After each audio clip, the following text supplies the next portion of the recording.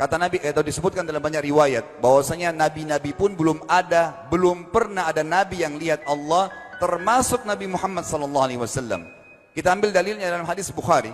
Waktu Nabi SAW pulang dari Isra Mi'raj, jemaah sekalian, Aisyah bertanya radhiyallahu anha, berkata, istri beliau, ya Rasulullah, hal tara rabbak? Apakah anda waktu Mi'raj ke langit, terima perintah salat, sempat lihat Tuhan anda enggak? Lihat enggak Allah itu bagaimana? Apa jawaban Nabi SAW? Nurun ala nur anna arah. Allah itu cahaya, di atas cahaya, terang sekali. Bagaimana saya bisa melihatnya? Artinya Nabi SAW mengatakan, saya sendiri belum pernah lihat bagaimana itu Allah. Contoh sebelumnya Nabi Musa alaihissalam. Nabi Musa waktu menerima wahyu Taurat, itu selama 40 hari, turun Taurat lengkap. Al-Quran 23 tahun baru lengkap. Kalau Taurat 40 hari, nunggu di gunung Tursina. Tursina sebuah wilayah di Mesir sekarang. Itu banyak gunung-gunung batu, ada satu gunung batu yang tinggi, Nabi Musa nunggu di situ. Setiap hari Jibril datang turunin surah, turunin ayat gitu. Setelah berlalu 37 hari dari 40 hari menunggu Taurat turun, Nabi Musa alaihissalam tiba-tiba bertanya kepada Allah, mengatakan begini dalam Al-Quran, A'udzu billahi rajim, Rabbi arini andur ilaik. Wahai Tuhanku, izinkan aku melihatmu. Aku beriman kau ada ya Allah, tapi aku ingin lihat kau bagaimana. Allah menjawab, tidak mau mengecewakan Nabi Musa. Sebagai manusia Allah mengatakan, lan tarani. Perlu anda tahu dalam bahasa Arab jemaah sekalian ada 3 kosakata la, tidak yang berarti tidak. Ada la biasa artinya tidak, ada lam dengan mim, lam artinya tidak pernah, ada lam dengan nun, lan artinya tidak akan pernah. Allah mengatakan apa? Lan tarani, kau tidak akan mampu melihatku hai Musa. Tapi Allah nggak mau kecewain Musa. Ternyata Musa selama 37 hari jemaah sekalian kagum-kagum lihat gunung-gunung batu di situ. Pergantian siang malam, burung-burung yang terbang, air yang mengalir di lereng-lereng gunung. Lalu dia mengatakan, Allah mengatakan apa? Walakin unzur ilal jabal fa in istaqarra makanahu fasawfa tarani. Coba kamu lihat gunung-gunung batu di sekitarmu hai Musa. Kalau mereka bisa menampung kedatanganku, kata Allah, kau akan bisa melihatku. Apa yang terjadi? Allah lanjutkan, falamma tajalla rabbuhu lil jabal. Waktu Allah baru niat mau datang, belum datang, ja'alahu dakka. Semua gunung batu itu hancur lebur, tidak mampu menampung kedatangan Allah. Wa kharra Musa sa'iqa. Lalu Musa pingsan tiba-tiba. Waktu Nabi Musa bangun, langsung ucapkan kalimat, amantu billah. Saya beriman pada Allah. Berarti fakta lapangan, nabi-nabi aja belum pernah lihat Allah. Masih pertanyaan lagi jemaah sekalian, kenapa Allah nggak bisa kelihatan? Saya akan jawab dan tolong ini jadikan sebagai pegangan hidup. Ini landasan akidah kita. Kata para ulama, karena anda kalau sholat, anda mengucapkan satu kalimat yang merupakan jawabannya. Allahu Akbar. Allah Maha Besar. Akbar adalah siga mubalaghah dalam Islam. Sesuatu yang melampaui batas, Maha Besar. Kita terangkan. Kata Nabi SAW, perumpamaan bumi yang kalian tinggali ini dibanding dengan langit pertama di atas kepala kalian ada 7 lapis langit. Allah mengatakan sab'an shidada, 7 lapis langit yang kokoh. Alladzi khalaqa sab'a samawatin tibaqa, yang menciptakan langit tibaqa bersusun 1, 2, 3, 4, 5, 6, 7. Allah di atas langit ke-7. Kata Nabi SAW, perumpamaan bumi yang kalian tinggalin dibanding dengan langit pertama di atas kepala kalian, ibaratnya seperti cincin yang dibuang di padang pasir.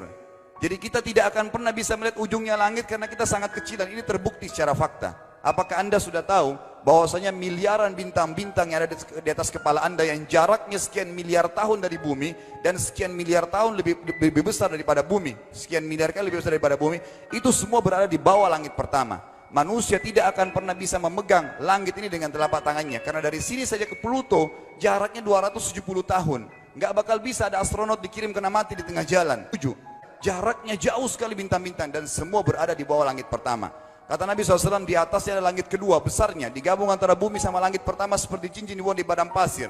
Langit ketiga, 2, 1 dan bumi digabung tiga-tiganya, dibanding langit ketiga seperti cincin dibuang di padang pasir, sampai langit ke-7. 5, 6, 4, 3, 2, 1 dan bumi 7 digabung, dibanding langit ke-7 seperti cincin dibuang di padang pasir. Dan langit yang luas ini jemaah sekalian dipenuhi dengan makhluk Allah yang lain namanya malaikat. Dalam hadis Bukhari kata Nabi SAW, waktu saya sedang dimi'rajkan ke langit, tidak ada 4 jari pun ukuran di langit yang luas itu, kecuali saya temukan malaikat yang sedang ruku atau sujud, penuh dengan jumlah mereka. Anda tahu malaikat itu ada namanya nama kelompok, seperti Rakib, Atid itu kelompok. Di bawah Rakib banyak miliaran malaikat, di bawah Atid miliaran malaikat. Sama dengan Munkar Nakir, ada memang nama kelompok. Makanya kalau manusia 5 miliar, rakib atidnya 10 miliar. Rakib atidnya 10 miliar. Lalu kata Nabi SAW, di atas langit ketujuh ada Sidratil Muntaha. Beras air, digabung antara 7 lapis langit dan bumi. 8 hanya seperti cincin di bawah di padang pasir. Di atas Sidratil Muntaha ada sebuah lautan yang Allah ciptakan. Lautan itu besarnya digabung antara Sidratil Muntaha, 7 lapis langit dan bumi. 8, 9-9-nya seperti cincin dibuang di padang pasir.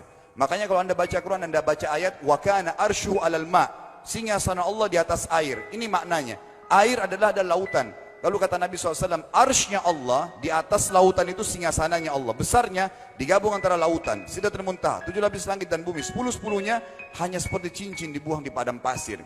Anda sudah hafal ayat kursi? Apa artinya? Ayat tanda-tanda kebesaran Allah. Kursi itu artinya bukan tempat duduk, tapi tempat pijakan kaki raja di singgasana. Kalau raja ingin naik singgasananya dipijakan kaki, itu namanya kursi. Kita baca apa? Wasi'a kursiyuhu as-samawati wal ard. Pijakan kakinya Allah saja sudah menutupi seluruh langit dan bumi ini. Jadi kita mustahil bisa Allah karena besarnya Allah Azza wa Jal. Tinggal kita tutup jemaah sekalian. Kira-kira, lalu bagaimana saya berhubungan dengan Allah? Jawabannya sederhana. Anda lingkari namanya Allah, ini Tuhan kita. Yang menyembah selain Allah kafir, yang mempartisipasikan Allah dengan makhluknya, masih sembah berhala, kuburan, jimat, namanya syirik. Dua-dua nggak boleh.